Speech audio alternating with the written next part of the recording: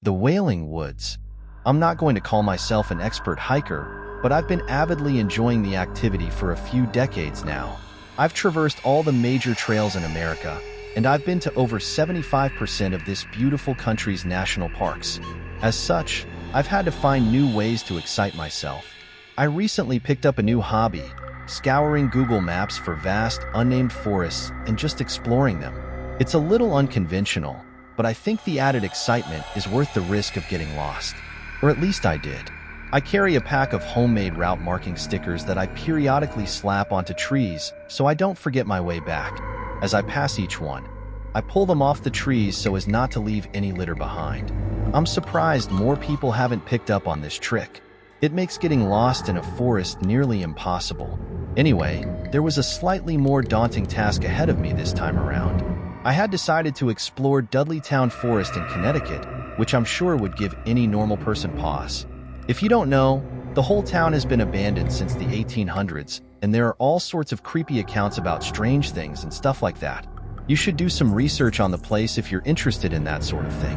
I'm not, though. I'm not superstitious, and I don't believe in the ghost stories. Technically, this forest is off limits to the public, but that hasn't stopped me before.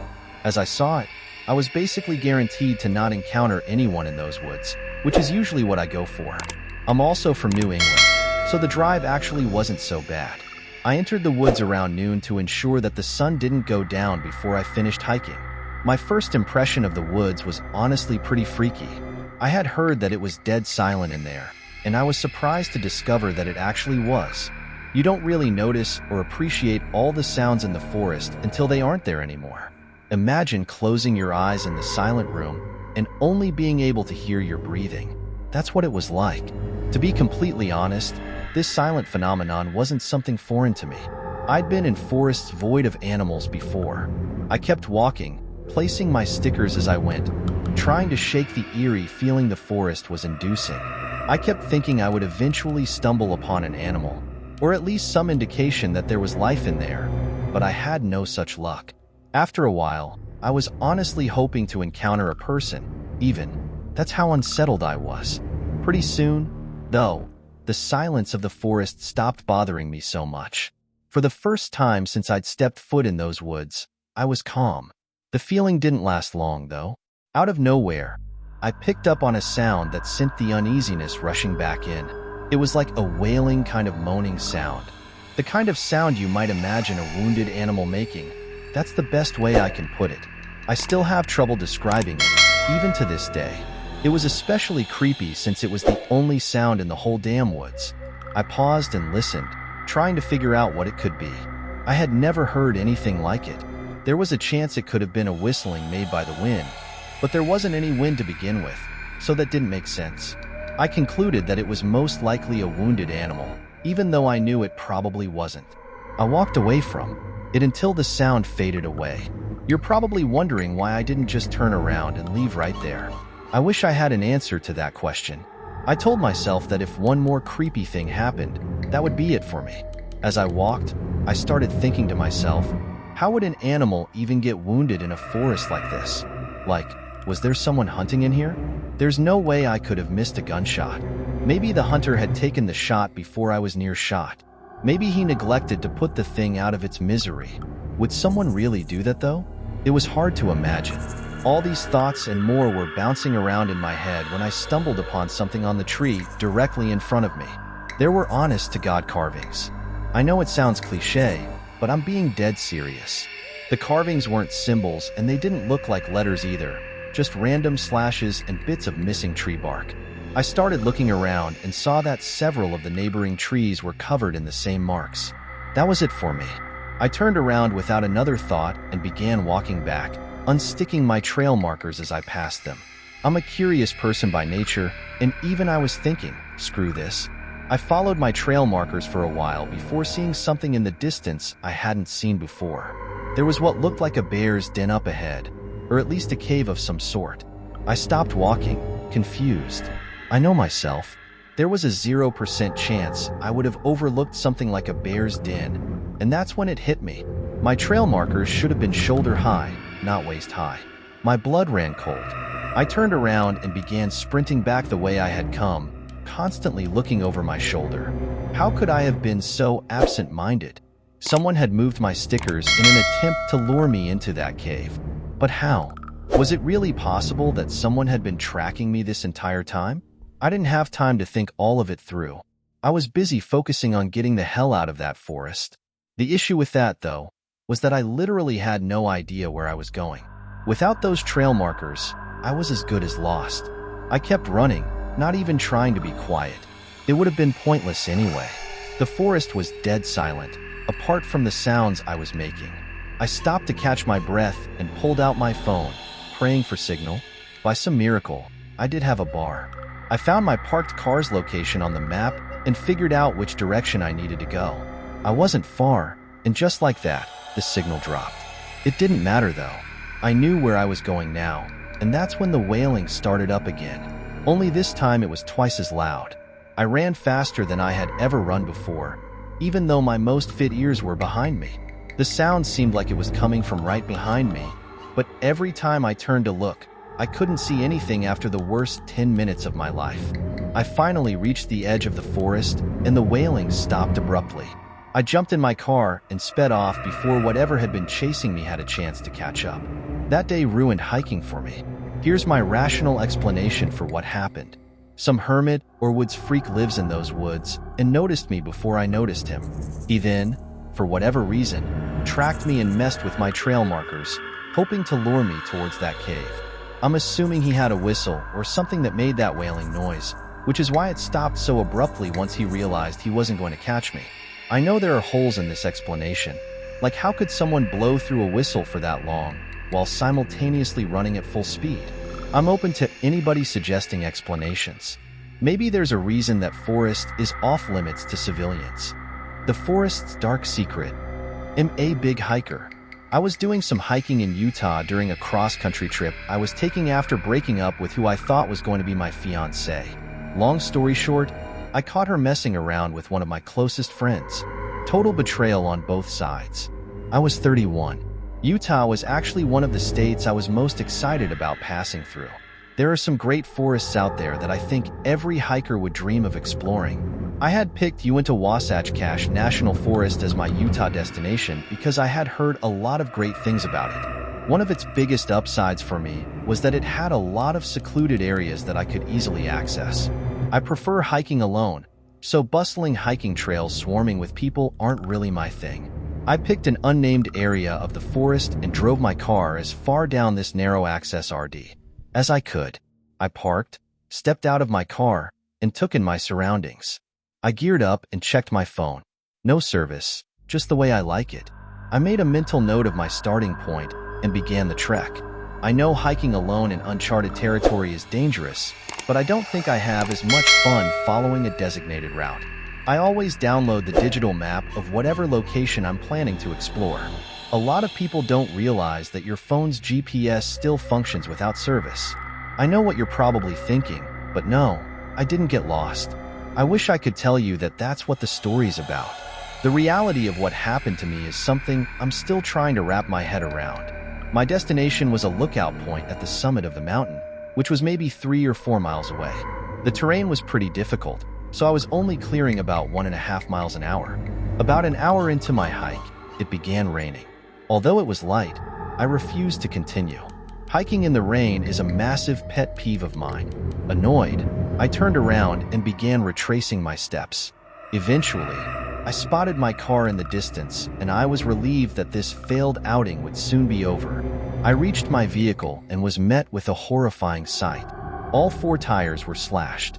I felt the fear start to set in. There wasn't a chance in the world that all 4 tires had been coincidentally punctured. This had been deliberate. I whipped my head around, scanning the forest in every direction. Nothing.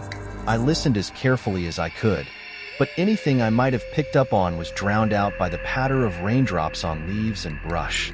I weighed my options. Without service, I was basically screwed. I'd need to get service so I could call for assistance, but as far as I remembered, I had lost service over 20 miles down the access RD. Walking back to civilization seemed like a grueling option. I needed to find high ground. Luckily, The destination I had originally sought out was just that. I had to chance it. I didn't feel safe walking 20 miles down the road, where I'd basically be out in the open. Without another thought, I turned back towards the woods and began my route once again. I was about halfway to the summit when I picked up on a faint rustling coming from behind me, maybe 40 or so yards away. It would start and stop in tandem with my movements. I didn't want to turn and look. I just picked up the pace, knowing I was probably a faster hiker than whoever or whatever was stalking me. The sun was starting to go down, casting an eerie shadow over the forest. The rain was still falling and I was starting to get nervous. After putting some distance between myself and whatever was stalking me, I cast an inconspicuous glance over my shoulder. I didn't see anything, but someone could have been easily hiding behind any of the countless trees in the forest. Finally, I reached the peak. By some miracle, there actually was service up there. I didn't waste a second, not even pausing to admire the view. I told the police exactly where my car was and explained what happened, including my suspicion that I was being stalked. I also told the operator that I had AAA. I hung up, relieved that someone knew where I was. There was still a glaring problem, though. I'd have to navigate back through the forest before it was fully dark, while somehow avoiding whoever was stalking me. I couldn't just march in a straight line back through the forest. That was asking for trouble. I thought for a second before concluding that I'd have to try to walk in a semicircle back to my car, hopefully avoiding any kind of trap someone had set. I walked parallel to the cliff for a while before entering the woods from a different angle. I hadn't bothered to analyze this area of the forest, though, so I pulled up the map on my phone and prayed my navigation skills wouldn't let me down. Things were going well for a while. I hadn't heard a single unusual sound behind me or in front of me. I might have spoken too soon, though, because not 30 seconds after having that thought, I heard a twig snap from my left. I turned to look but didn't see anything. And a few minutes later, I heard another sound, this time from directly behind me. My blood ran cold as it dawned on me. There were multiple people out there. I picked up the pace again, settling into a light jog. As if things weren't terrifying enough already, I stumbled upon something that brought my panic levels from a 5 to a 10. There was a makeshift campsite literally tucked away in the woods. There were 12 or so logs sitting in a circle around a campfire. Someone had been here recently. I jogged around it and continued on, casting glances behind me every so often. A few minutes later, I heard something from my right. This time I turned quickly enough just to barely see someone's foot jump behind a tree. That was it for me. My light jog instantly turned into a full-on sprint through the woods. I didn't care how loud I was being. I needed to get out of that forest. As I ran, the sounds around me continued getting louder. It was clear that I was being chased. They weren't even trying to hide it anymore. I continued running, afraid to look behind me.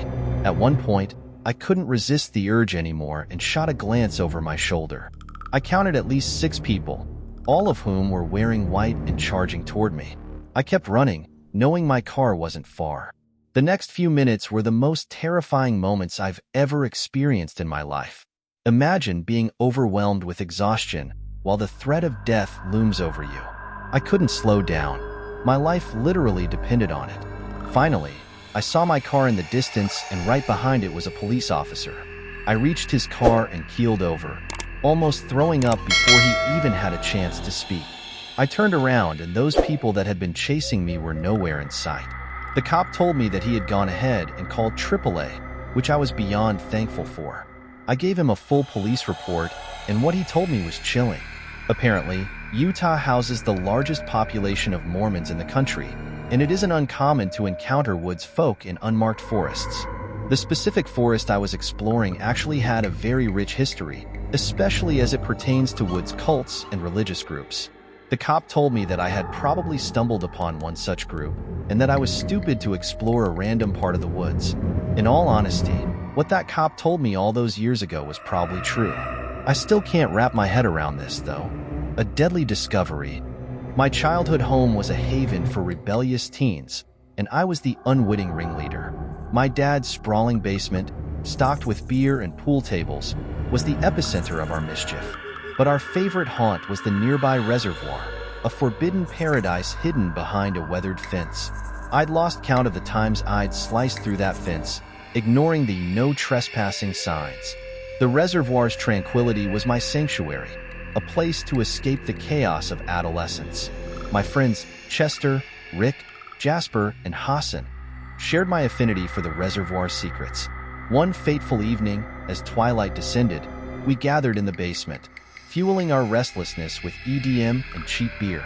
Chester proposed a hike through the woods to the reservoir, and we eagerly agreed. The air was heavy with the scent of damp earth and decay as we navigated the muddy trail.